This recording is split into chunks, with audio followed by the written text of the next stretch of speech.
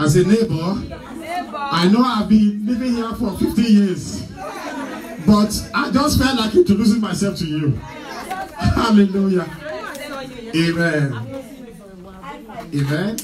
Because in the physical terms, that is your neighbor. Amen. I know in this country there is a selfish place where people just wake up and go, and they see you and they keep on going like you don't exist. But can I tell you, the Bible says we should be our neighbor's keeper. Amen. So that starts with your physical neighbor and your brother and your sister, somebody that you have not heard from for a long time. Amen.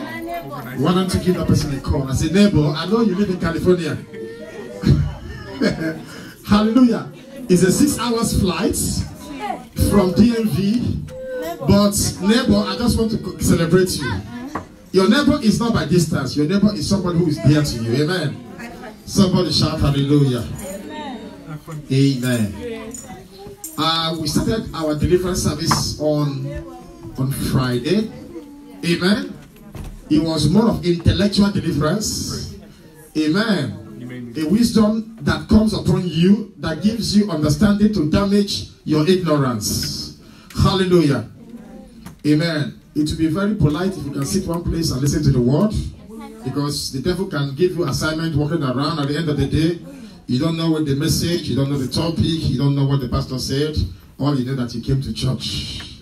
Hallelujah. But it will be very wonderful if you can all sit down, help the children to sit down, amen, and hear the word of God.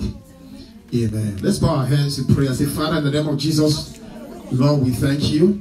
Let the word I will hear today, let it bless my life. Open my ears of understanding. Speak to me directly. Speak to my situations. Fire me up, Holy Ghost. Equip me with your power. Use me for your glory. In Jesus' name. A better amen. Amen. A louder amen. Amen. Yesterday we talked about breakthrough. Amen. And I told you we have some breakthrough prayers. We're going to be praying. I won't take it too long because I know many of us are waiting upon the Lord. Those that wait upon the Lord, He will renew their strength. Amen. Hallelujah.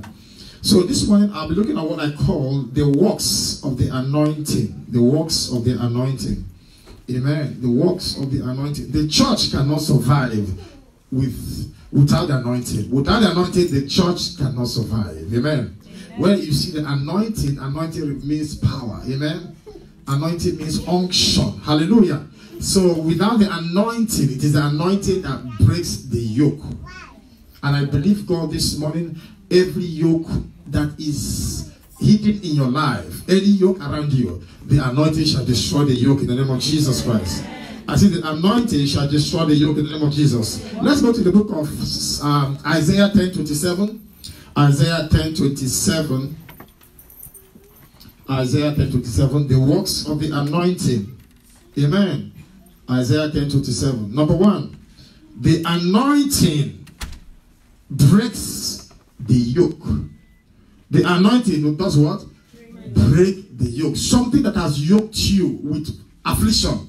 When you are yoked with poverty, when you are yoked with sickness, you know how the egg yolk, how it is, right? So when you know that the egg and the yolk, they are together. So when somebody is attached to a particular problem, it becomes like a yoke. Amen. And you can see it like in horses. Amen. When the horses are, plowing in a farm, you see they put like a yoke upon them together. They have to move at the same pace. They are yoked together. And that is why the Bible expects you and I to marry somebody that you are equally yoked.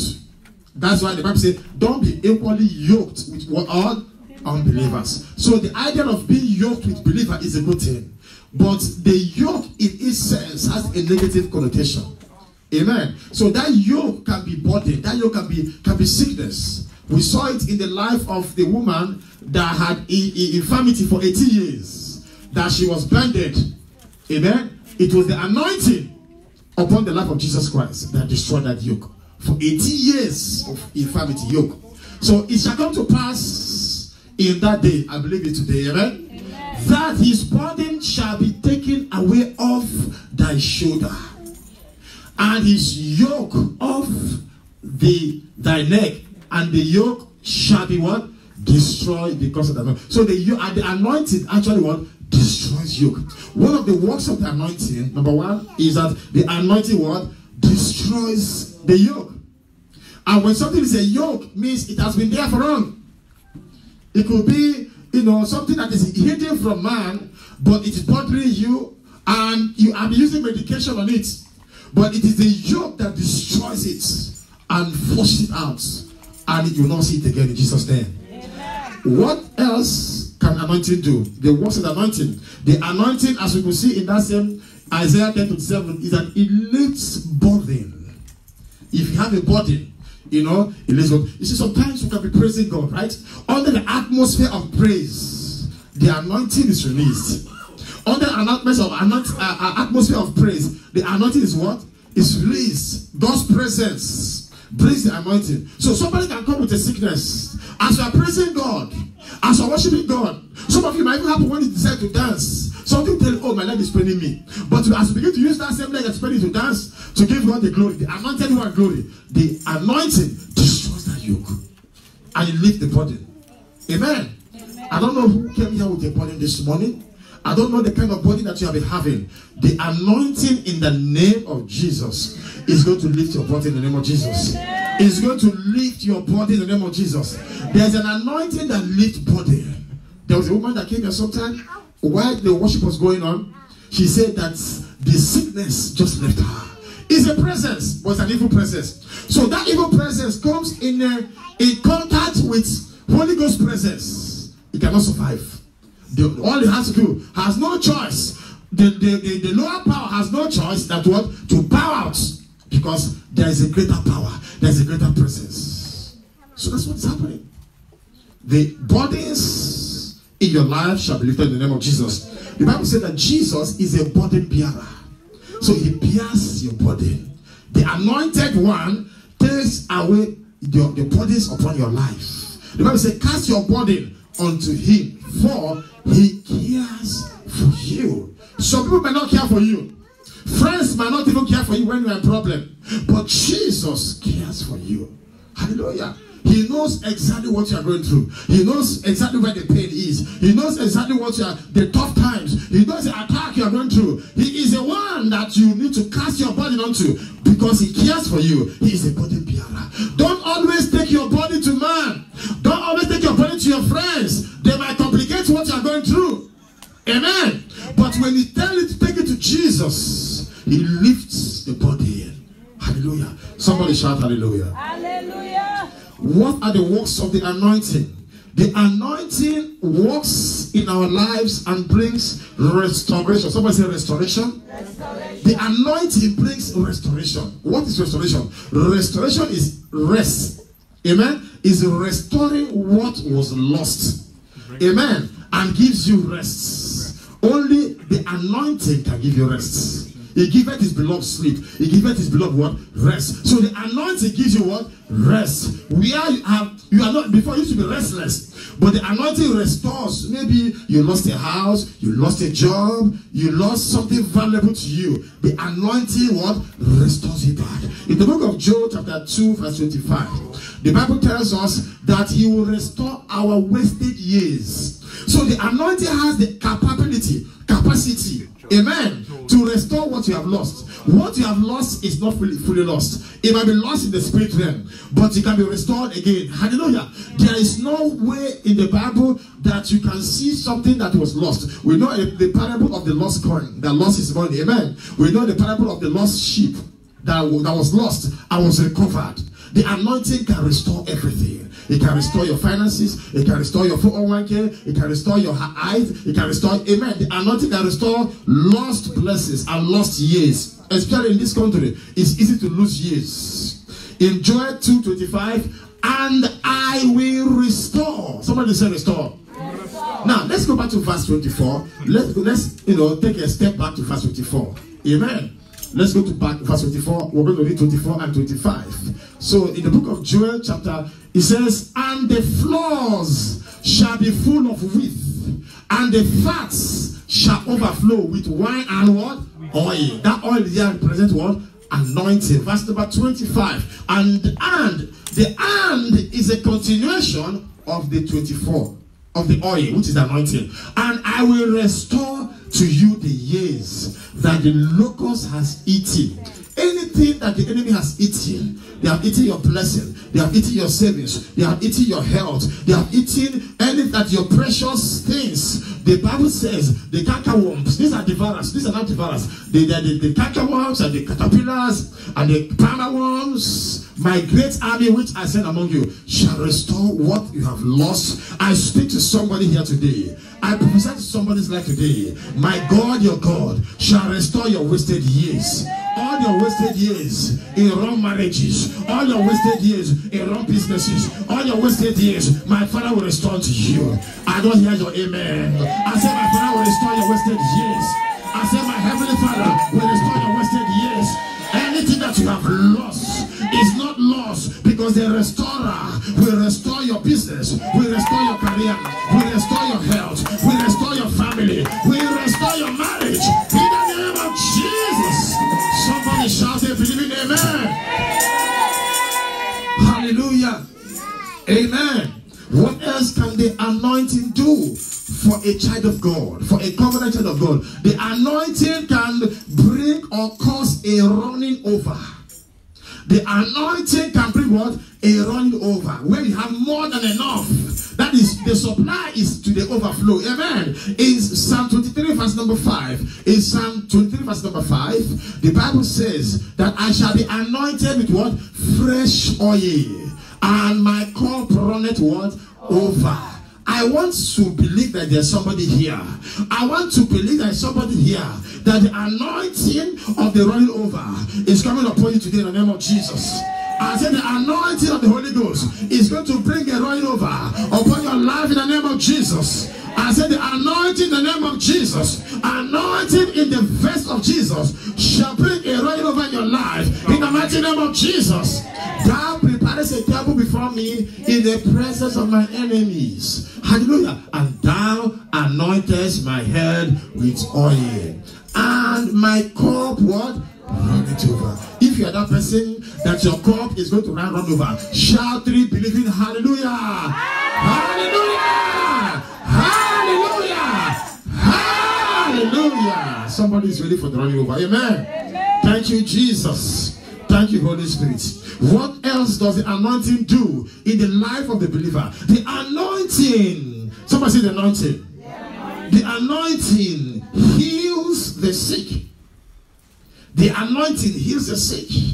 The anointing, what? The anointing is not the oil. The anointing is the power in the oil.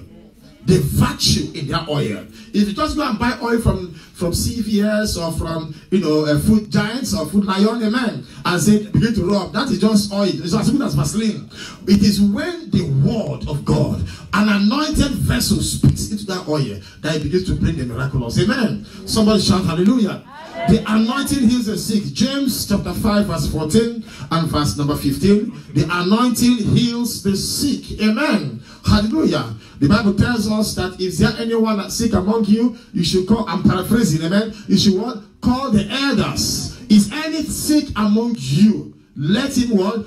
Call for the elders of the church and let them what? Pray over him. Right? Now, anointing him or her with oil in the name of the Lord.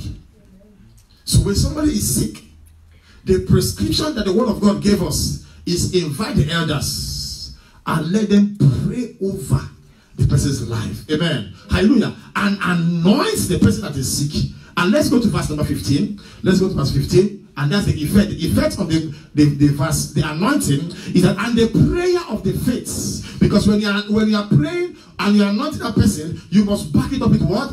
Faith. For without faith is what? It is impossible to please God. Amen. That he that cometh to him must believe that is the rewarder of them that diligently seek him. And the prayer of faith shall save the sick, and the Lord shall raise him up. And if he have committed sin, they shall be forgiven. because the sick can be on the way. Amen. So the anointing heals the sick. I speak to somebody here.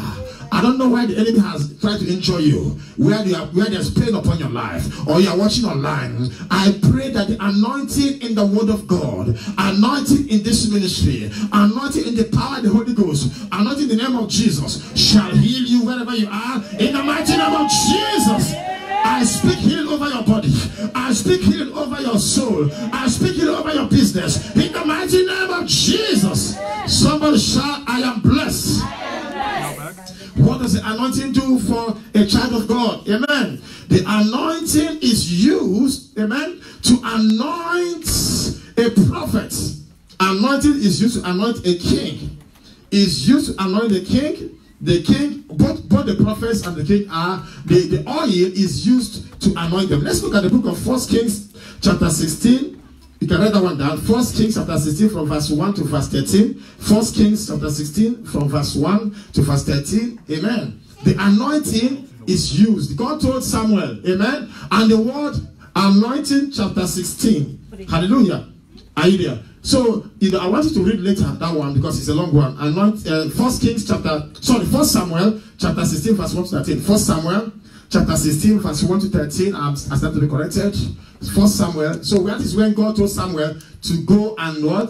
To go to the sons of Jesse. He didn't tell him the particular name. You see, sometimes God will not tell you everything, right? He told Samuel, amen, go to the house of Jesse. And 1 Samuel chapter 16 verse 1. And the Lord said unto Samuel, how long wilt thou mourn for what? Saul, seeing I have rejected him from reigning over Israel. Fill thy horn with what? Oil, and go, and I will send you to Jesse the Bethlehemite, for I have provided me a king, his son. I think if you get to verse 13, if you get to verse 13, you find out that, that was when he was anointed. And as soon as he was anointed, the Spirit of God now came upon. Let's go to verse 13. I believe it's verse 13. Amen. So as soon as David was anointed, amen, and Samuel took the horn of oil and anointed him. The him there is David. Amen. In the midst of his brethren, look at what happened. The Spirit of the Lord came upon David from that day forward. From today forward, when the anointing comes upon you, the Spirit of God shall come upon you and begin to move through you and walk through you in the mighty name of Jesus. Hallelujah. Somebody shout hallelujah. Hallelujah. So the anointing is used and works when there is a coronation or when there is a dedication, amen, of a king. And I know you are both kings and queens, amen, in the house of God. And my God is going to anoint you today in the mighty name of Jesus. I say my Father will anoint you today in the name of Jesus. Let me surprise you with something. The anointing teaches you all things. That anointing is the Spirit of God.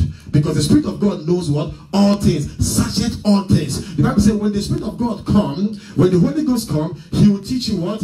He will teach you all things. So the anointing is the greatest teacher. So when you want to read the Word of God, you can invite the anointing to help you, to educate you about the Word of God. Hallelujah. The Word of God was written by 40, inspired and anointed authors. Amen. From the book of Genesis, or written by Moses, all the way to the book of Revelation, written by Apostle John. Amen. So the anointing teaches you what? All things. 1 John chapter 2 verse 57. So when you get to a place of not knowing, invite the anointing to teach you. Hallelujah. The book of 1 John chapter 2 verse 27. The anointing, but, can we read together? But the anointing which ye have. So some of you already have the anointing. Amen. If you have Jesus Christ, you have the anointing. Because Jesus is the anointed one. And if you have Jesus, you're already anointed. It's just that the anointing goes in measure. Amen. There's a measure of what? Anointing. But the anointing which ye have received of him abideth in you. Hallelujah. And ye need not that any man teach you, but as the same anointing teacheth you of all things, and is truth, and is no lie, and even as it had taught you, ye shall abide in him. There are people who didn't go to Bible school, but when they teach you, you will be shocked, you'll be shivering, because they have gone to the school of Holy Ghost. Amen. The letters are good, but the anointing is more powerful. Hallelujah. So the Holy Ghost, when you open your Bible to read, invite the Holy Ghost. Amen. And to what? Teach you. The Holy Ghost is the powerhouse. It's the powerhouse of God. Hallelujah. It's to use the agency of the Holy Ghost to unveil the mysteries, the deep things of God. If you read it carnally, you'll be at the surface level. If you say, Holy Ghost, open my eyes that I may behold wondrous things out of thy law. Show me deep things. Show me things concerning my life. Reveal mysteries about my family. Unveil things. You begin to show you. What you ask the Holy Ghost is what will tell you. He knows all things. Amen. Somebody shout hallelujah. So the works of the Holy Ghost is not limited. He gives you all knowledge. It will teach you everything. Can you imagine that, there are people that, they say, oh, this man is a wizard. This man is knows so much. But can I tell you, that person cannot be compared to somebody who is anointed, who is filled with the wisdom of God, filled with the glory of God, filled with the presence of God. Somebody shout hallelujah. Hallelujah. Somebody shout hallelujah. Hallelujah. When we are also, the anointing is used in the area of supernatural supply. The anointing provokes, put it this way, the anointing provokes what? Supernatural what? Supply. That means you don't depend on man. You want to not depend on God. For God to supernaturally. You see, in this age, we depend on social security. We depend on tax. Amen? Have you filed your tax? We depend on, some people even depend on alimony, child support. Some depend on all kinds of things. They depend on their job, unemployment income in this part of the world. But if you move from this part of the world to go to a part of the world where they don't have any reserve, no 401k, no IRS, no stocks, no bond, amen? Nothing. That means they don't look. So some of you, what happens is that you look behind. My 401k. But when you know that there is nothing to lean on, you can only lean on Jesus. Then you will see your faith increase. You will see the anointing work for you. Amen. But people will always pray. Maybe this one doesn't work. I still have some savings. I still have some 401k. So you have a backup. The anointing will say, well, okay, if that's your backup, lean on your. But we as Christians, we should leave those things aside and lean on the anointing for what? Supernatural supply. We read that place today. In the book of 2 Kings chapter 4 from verse 1, where 2 Kings chapter 4 from verse 1, where Elisha met with a woman that her husband died and had 2 sons. The man was in debt. So the enemy wanted to come and use her sons. Maybe they were used as collateral. Amen. And now they cried a certain woman of the wives of the sons of the prophets unto Elisha, saying, thy servant, my husband, is dead, and thou knowest that thy servant did fear the Lord, and the Creator is come to take unto him my 2 sons to be bondmen, not my own sons. Amen. Verse number 2. Hallelujah. Verse number 2. Let's go. And Elisha said unto her, what shall I do for thee? Tell me, what hast thou in thy house? And she said, thy handmaid had not anything in the house, save what? A pot of what?